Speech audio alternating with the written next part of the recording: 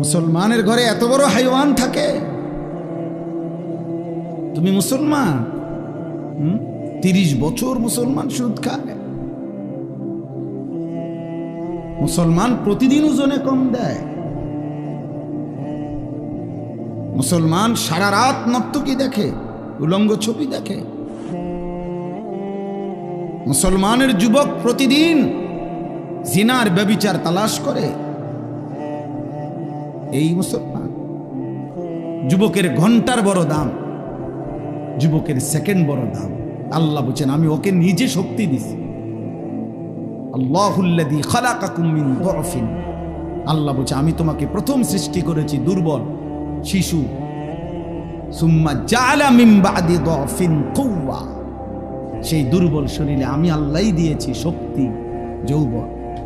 এই জন্য নওজোয়ান, কথা তো ছিল তোমরা ইসলামের জন্য লড়বা, কথা তো ছিল তোমরা আল্লাহর দ্বীনের জন্য কথা বলবা। আহা, এমন সুন্দর জীবন। তোমরা শত শত যুবক একেবারে ঠান্ডা মাথায় পরিকল্পিতভাবে বুঝে শুনে এমন সুন্দর রাত, হায়াত, দিন, ঘন্টা, নারী দেখতে দেখতে, ছবি দেখতে দেখতে, মোবাইল দেখতে দেখতে, অশ্লীল উলঙ্গ দৃশ্য দেখতে দেখতে, অনাদরে অবহেলায় এমন সুন্দর ঘন্টা, মিনিট, সেকেন্ড শেষ করে দিচ্ছে। আহ, হযরত মাওলানা মুফতি নিজামউদ্দিন শামজাই রহমতুল্লাহ আলাইহি, যাকে প্রকাশ্যে আল্লাহর দ্বীনের কথা বলার জন্য প্রকাশ্যে দিবালোকে গুলি করে মারা ফেলছে, শহীদ করে ফেলছিল। উনি যুবকদেরকে লক্ষ্য করে একটা কথা বলছিলেন যে, হে যুবক, এই পৃথিবীর প্রথম দিন থেকে এই পর্যন্ত পৃথিবীর ইতিহাস তুমি খুঁজে দেখো। পৃথিবীর ইতিহাসে যত সংগ্রাম, যত মতবাদ, যত চিন্তা, যত চেতনা, যত আন্দোলন, যত উদ্দেশ্য, যত লক্ষ্য এই পৃথিবীতে বাস্তবায়ন করতে কেউ চাইছে, তো সেই জন্য যখনই খুন দরকার হয়েছে, রক্ত দরকার হয়েছে, জান দরকার হয়েছে, সর্বপ্রথম প্রত্যেক যুগে, প্রত্যেক কালে প্রতিটি মতাদর্শ, প্রতিটি মতবাদ প্রতিষ্ঠার জন্য কলিজার খুন যারা পেশ করেছে তারা যুবক। ঠিক হলো না? এই পৃথিবী গড়বে কে? তাই ইসলামের জন্য কিছু করবে কে? তাই আল্লাহর দ্বীনের জন্য কিছু করবে কে? সারা পৃথিবীর মজলুম মুসলমানকে কে বাঁচাবে? মাহাদির পক্ষ হয়ে লড়বে কে? তাই একটা মাহফিলের আয়োজন হয়েছে, আর আমরা কিছু কথা বললাম, আর আপনারা শুধু 2-4 বার সুবহানাল্লাহ কইয়া চলে গেলেন। না রে মাফ, এতটুকুর জন্য মাহফিল না। একটু বিবেক জাগানো, অনুভূতি জাগানো, আখিরাতের ফিকির জাগানো, পরকালের ভয় তৈরি করা, নিজেদের দায়িত্ব, কর্তব্য, আত্মপরিচয়। যে পরিচয় জানে না ভাইয়া, তার চাইতে বড় বদনসিব, হতভাগা আর কি। প্রিয় ভাই বল, যাদের শরীর নাফাক, পেশাব পায়খানা করে ঠিক মতো টয়লেট পেপারও ব্যবহার করো না, পাক নাফাকের, বিশেষ করে পেশাব করে যারা পাক নাফাকের ধার ধারো না, এই নাপাক শরীর নিয়ে তুমি কোথায় যাবা ভাইয়া? টার্গেট কি? কোথায় থামবা? আজকের রাত যে তুমি সারা রাত মোবাইলে ছবি দেখা রাত 2টায় ঘুমায় গেলা, ছবি দেখতে দেখতে, উলঙ্গ নাচ দেখতে দেখতে, এক সময় ক্লান্তিতে তোমার যে ঘুম চলে আসছে, এই ঘুম যদি আর না ভাঙে, বলো না বাপ। তোমাদের যাদের চুল কাফেরের মতো, বেঈমানের মতো, এই ডান দিকে যাদের চুল বড়, বাম দিকে যাদের চুল বড়, সামনের দিকে যাদের চুল বড়, এই তো কাফেরের চুল। বলো ভাই, তুমি কোথায় যাবা এই চুলের ফ্যাশন নিয়া? টার্গেট কি? মানে টার্গেট কি?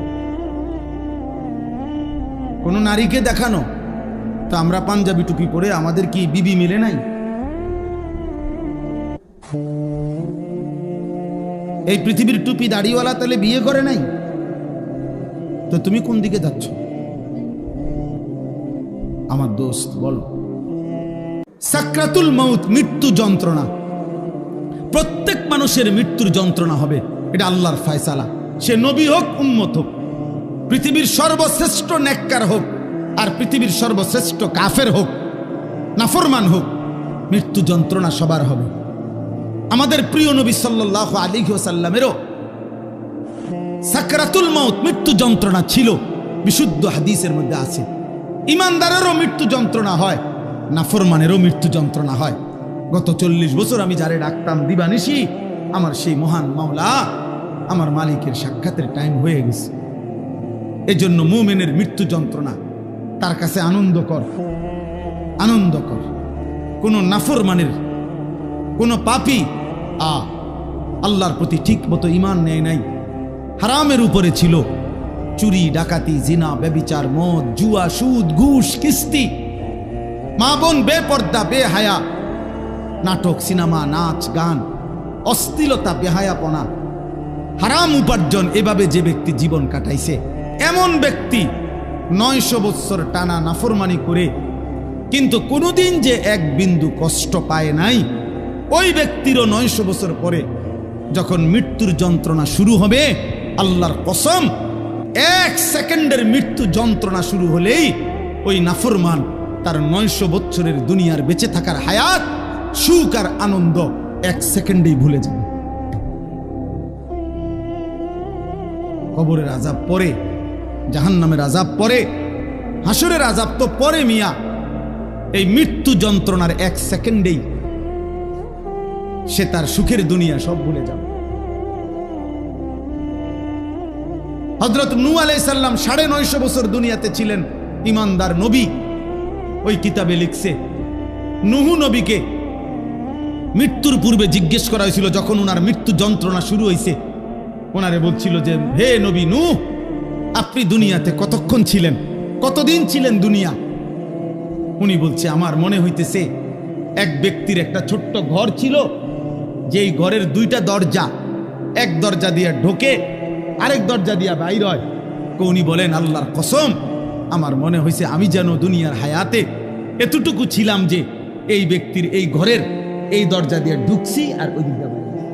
নবীজির একজন বিখ্যাত সাহাবী হযরত আমর ইবনুল আস, ওনাকে জিজ্ঞেস করা হয়েছিল মৃত্যুর পূর্বে, ওনার ছেলে আব্দুল্লাহ ইবনে আমর ইবনুল আস, ছেলেটাও সাহাবী ছিল। উনি জিজ্ঞাসা করছে যে, আব্বা, আপনি তো নবীজির একজন বিখ্যাত সাহাবী, এই মৃত্যুর পূর্ব মুহূর্তে মৃত্যুর যন্ত্রণা, সাকরাতুল মাউত আপনার কাছে কেমন লাগতেছে? অথচ কয় বছর? 9.5 বছর।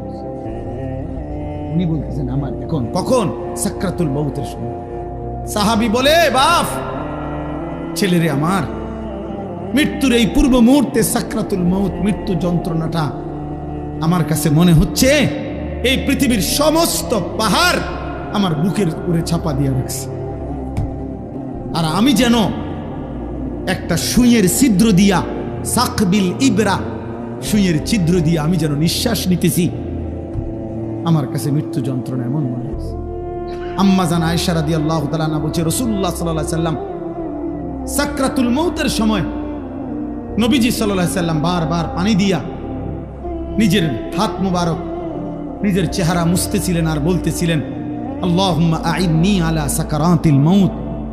নিষ্পাপ নবী, মাসুম নবী, এক যাররা যার কোনো গুনাহ নাই, সেই নবী, রাহমাতুল লিল আলামিন নবী, তিনি আল্লাহর কাছে বলতেছিলেন মৃত্যুর পূর্বে, আল্লাহ, মৃত্যুর এই যন্ত্রণার মুহূর্তে আপনি আমার সাহায্য করেন। বারবার কালেমা পড়তেছিলেন, লা ইলাহা ইল্লাল্লাহ ইন্না লিল মাউতি সাকারাত। আল্লাহ, আপনি ছাড়া কোনো ইলাহ নাই। আল্লাহ, মৃত্যুর বড় যন্ত্রণা, মাওলা, মৃত্যুর বড় যন্ত্রণা। আপনি কে? আমাদের কি হবে ভাইয়া?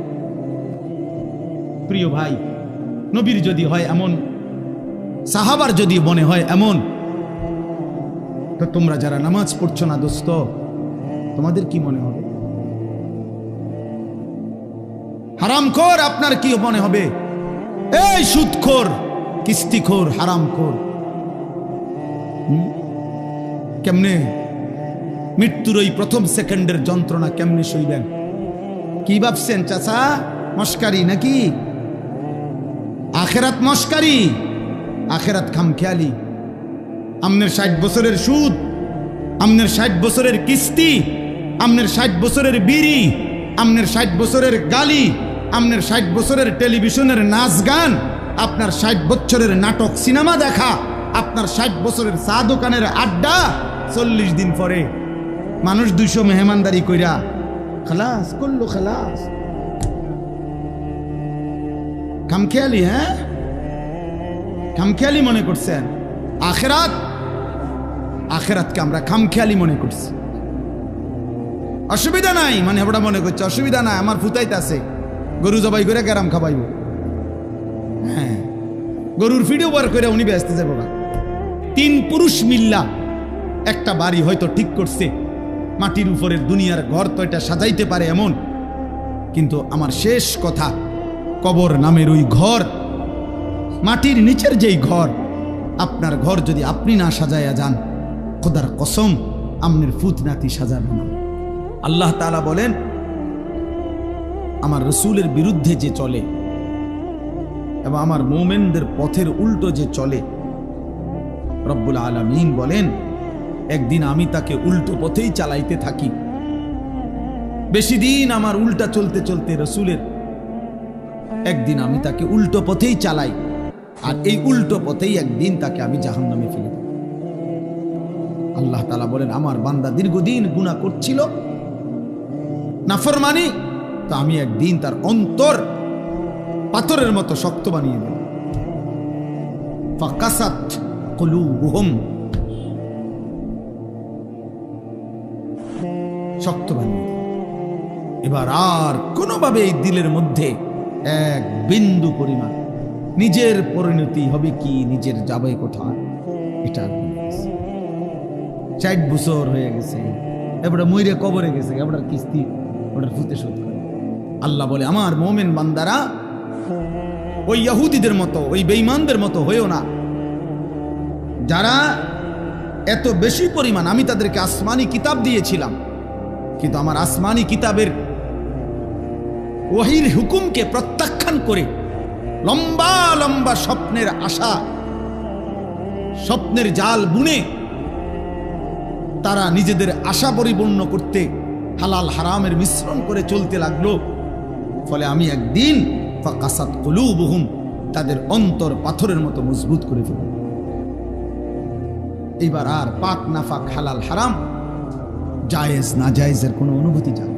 মাকেও দেখে, নিজের বোনকেও দেখে, রাস্তার মহিলাকেও দেখে, বিবিকেও দেখে, টেলিভিশনের নর্তকীকেও দেখে। এই স্বভাব জানোয়ারের স্বভাব, এই স্বভাব কুকুরের স্বভাব। কুকুরের কাছে পাক নাফাক আলাদা কিছু নেই। কুকুর মানুষের ফেলে দেওয়া খাবারও মুখ দেয়, পায়খানা তো মুখ।